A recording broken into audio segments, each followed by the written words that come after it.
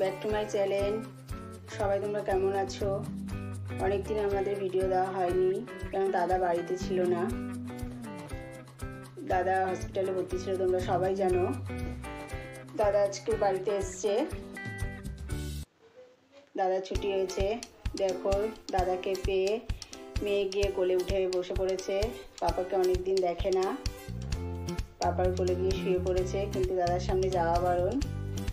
আজকে দাদাকে দেখতে বাড়িতে আমার বোন মারা আসবে সব, তাই ভাবছি কি করব, বাজার নেই ঘরে। দাদা এতদিন ভর্তি ছিল, কিছু করা হয়নি, অপারেশনটা ছিল, তাই ভাবছি একটু সোয়াবিন আছে ঘরে, সোয়াবিনের পকোড়াটা করে দেবো। দেখো আমি সোয়াবিন পকোড়ার জন্য সোয়াবিনটাকে সেদ্ধ করে নিয়েছি, তারপর পেঁয়াজ, আদা, রসুন, ধনেপাতা, লঙ্কা পেস্ট করে একটু ভালো করে পেস্ট করে নিলাম। সোয়াবিনটা সেদ্ধ করে নিয়েছি, তারপর ঠান্ডা হওয়া পর্যন্ত অপেক্ষা করে তারপর সোয়াবিনটাকে ভালো করে একটু চিপে জল ঝরিয়ে নিলাম, কারণ জল থাকলে সোয়াবিনটা জল ছেড়ে যাবে। এবার একটু ম্যারিনেট করে রেখে দেবো সোয়াবিনটা। দাদা অনেকদিন পর এসছে বাড়িতে, 4 দিন ভর্তি ছিল, খুব খারাপ অবস্থা ছিল দাদার। তার ঠাকুরের আশীর্বাদে, তোমাদের ভালোবাসায় সব ঠিকঠাক হয়ে গেছে। দেখো আমার পেস্ট করা হয়ে গেছে। এবার আমি ম্যারিনেট করে নেব। একটু সোয়া সস দিয়েছি, আর ধনেপাতা, কাঁচা লঙ্কা, রসুন, আদা পেস্টটা দিয়ে দিলাম। খুব সুন্দর খেতে লাগে। অনেক বাচ্চারা সোয়াবিন খেতে চায় না। গোলমরিচ গুঁড়ো দিলাম,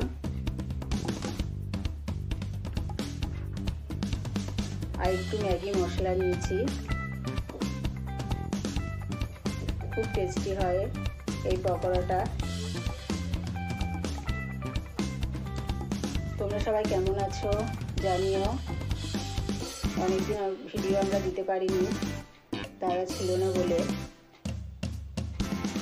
দেখো এটাকে আমি ভালো করে মেখে নিচ্ছি। মাখা হয়ে গেলে আমি এখন মেখে রেখে দিচ্ছি, সন্ধ্যাবেলা আসলে চটপট পকোড়াটা ভেজে দেবো। ছেলে মেয়ে পাপাকে ছেড়ে খুব কষ্টে ছিল কদিন।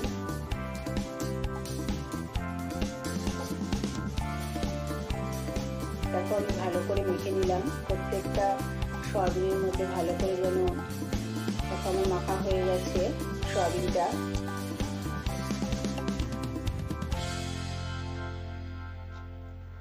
ভালো করে ম্যারিনেট করে রেখে দিচ্ছি। আর একটু বানিয়ে নেবো ভাবছি তড়কা, রাতে জন্য একটু তড়কা রুটি করব, তাই আমি চিকেন এগ তড়কা করে নিচ্ছি। ঘরে যা ছিল তাই দিয়ে করছি। দেখো আমি পেঁয়াজ কুচি, টমেটো কুচি, ধনেপাতা কুচি, একটু চিকেন কিমা করে নিয়েছি, আদা, রসুন, কাঁচা লঙ্কা পেস্ট, একটা ডিম, তড়কা মশলা, একটু কসুরি মেথি। এদিকে আমার ডালটা সেদ্ধ বসিয়ে দিয়েছি, তড়কার ডাল। আর দেখো আমি ম্যারিনেট করে রেখেছিলাম সেই দুপুরে, একটুকু কিন্তু জল ছাড়িনি, আমি কিন্তু নুন দিইনি। নুন দিয়ে শুধু সোয়াবিনটা সেদ্ধ করেছিলাম, তখনই নুন দিয়েছিলাম, এখন কিন্তু নুন দিইনি। নুন দিয়ে মেখে রাখলে জল ছেড়ে যাবে বলে। দেখো সবাই চলে এসছে দাদাকে দেখতে। এবার আমি পকোড়াটা ভেজে নেব। পকোড়াটার সোয়াবিনটার মধ্যে আমি একটা ডিম আর কর্নফ্লাওয়ার দিয়ে ভালো করে মেখে নেব। দেখো আমার মাখা হয়ে গেছে। ভাবছিলাম কিছু করব না, এবার তেলে ছেড়ে দেবো চামচ দিয়ে একটা একটা করে। খুব টেস্টি হয় খেতে পকোড়াটা। আমাদের তো কাড়াকাড়ি লেগে গেছে, কেউ খাবে না বলছিল, খেয়ে যাবে না। আমরা জোরাজুরি করলাম, অনেকদিন পর আমার ছোটো বোন এসছে অনেক দূর থেকে, তো আজকে রাতে থাকবে আমাদের বাড়িতে, তাই বলছি তড়কা রুটি করবো। সবাই রাতে রুটি খেতে ভালোবাসে। দেখো আমার পকোড়াটা রেডি। পেঁয়াজ আর একটু শসা আর টমেটো সস দিয়ে সার্ভ করে দিলাম। সবাই একসাথে মিলেমিশে খেয়ে নিল। এবার দেখো আমার ডালটাও সেদ্ধ হয়ে গেছে। কড়াইতে সরষের তেল দেবো। এবার তোমরা তো তরকাতে সবাই করতে জানো মোটামুটি।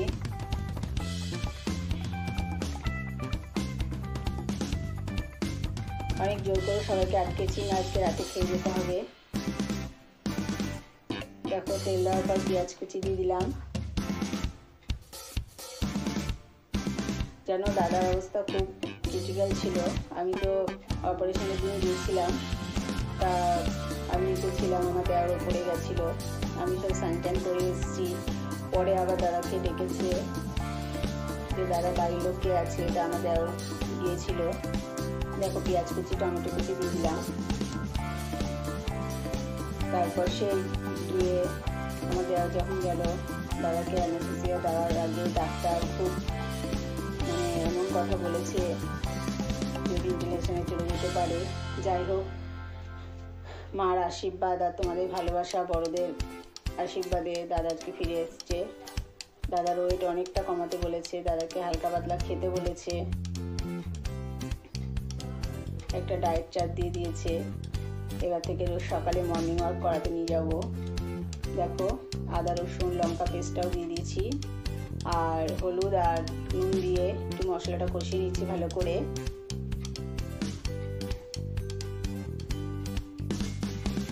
যেটা বলছিলাম, তারপর তো যাই হোক দাদার অপারেশনটা কিন্তু এখন একটু ব্লিডিং হচ্ছে নাক থেকে, নাকের ভেতর তো ওটা তো সেলাই করা যায় না, তাই ব্লিডিং হচ্ছে খুব। তো এখন মোটামুটি বললো কদিন সুস্থ হতে লাগবে, এভাবে চলছে। দেখো আমার মশলাটা কষাচ্ছি আমি। কষানো হয়ে গেলে আমি এবার চিকেন কিমাটা দিয়ে দেবো। চিকেন কিমাটা দেওয়ার পরে একটু কষাবো। এই প্রথম দাদা ভর্তি হয়েছে হসপিটালে। আমি হয়েছি 2-3 বার, কিন্তু দাদাই প্রথম। সাথে না থাকলে বুঝতে পারছি কেমন লাগে, কদিন ছিল না। আমিও ছেলে মেয়ে যখন হয়েছিল তখন 1 মাস ভর্তি ছিলাম হসপিটালে। দেখো চিকেনটা দেওয়ার পর আমার কষাচ্ছি। এদিকে আমার বোনের বর সব চা খাবে বলে চায়ের জলে বসিয়ে দিয়েছি। এদিকে চা হচ্ছে, এদিকে আমি তরকাটা রান্না করে নিচ্ছি। তোমরা যদি আমার চ্যানেলটা কেউ সাবস্ক্রাইব করে না থাকো, একটু তাড়াতাড়ি সাবস্ক্রাইব করে দিও। অনেকে দেখছো কিন্তু সাবস্ক্রাইব করছো না, প্লিজ সাবস্ক্রাইব করে দিও। এবার একটু তড়কা মশলা দিয়ে দিলাম। তড়কা মশলাটা পুরোটা দিলাম না, একটু দিয়ে কষাচ্ছি, আর বাকিটা লাস্টে দেবো।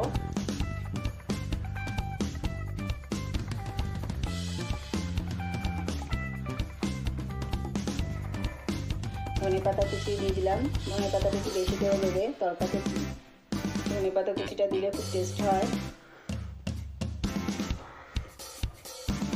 ধনেপাতা দেওয়ার পর একটু ভালো করে নাড়াচাড়া করে নিচ্ছি।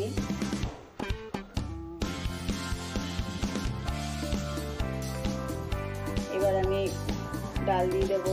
আমার ছেলে মেয়ে গেছে পড়তে আন্টির বাড়ি। কতদিন তো আমি ওদের নিয়ে বাপের বাড়িতে ছিলাম, তা চলে এসেছি। এখন আন্টির কাছে অনেকদিন পড়া হয়নি, তো আজকে পড়তে গেছে, সবাই বাড়িতে চলে এসছে। দেখো আমি পাশে একটা প্যানে আমি ডিমটা ভেজে নিচ্ছি। তো সবাই শুধু জিজ্ঞেস করছে ওরা কখন আসবে কখন আসবে। দেখো আমি আবার পরে লাস্টে দেখেছি আমি বাকি তড়কা মশলাটা দিলাম। এবার একটু দেবো কসুরি মেথি। আমার কিন্তু তড়কা রেডি।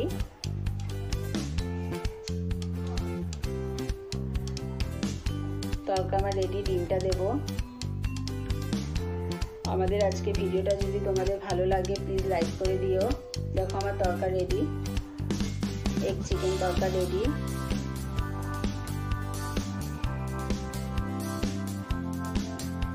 আর আমাদের পাশে থেকো। দেখো রুটি দিয়ে দিলাম, সবাই খেয়ে বাড়ি চলে গেছে। তোমাদের সবাইকে ধন্যবাদ। টাটা।